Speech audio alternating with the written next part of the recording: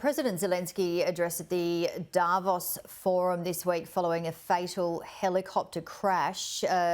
Vladimir Zelensky has said that there are no accidents at wartime after the 14 people died in that crash in the capital, Kyiv.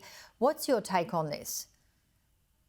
Well, the investigation is ongoing, and I think we don't rule out anything because the Ministry of Internal Affairs plays a very important role in the war effort.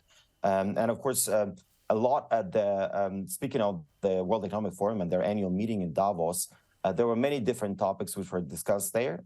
Ukraine was featured pretty high there. Also, I'm sometimes amazed because still many foreign leaders were talking to international media, and all of them start with climate change.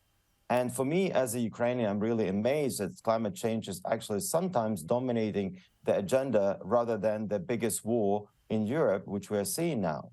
And I think it's important for people to grasp that countries of the South, developing countries, can't think about climate change if they don't have food to feed their children with.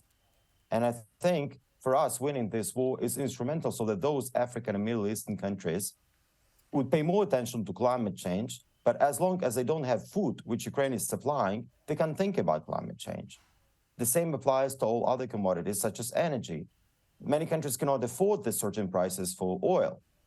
And the reason for that volatility and the increase in prices is because Russia invaded Ukraine. So I think it's in the interest of the world so that we win, we end this, and this war is over, so we can get back to regular markets, and those countries can pay more attention to climate change. But that's actually is conditional on us winning the war.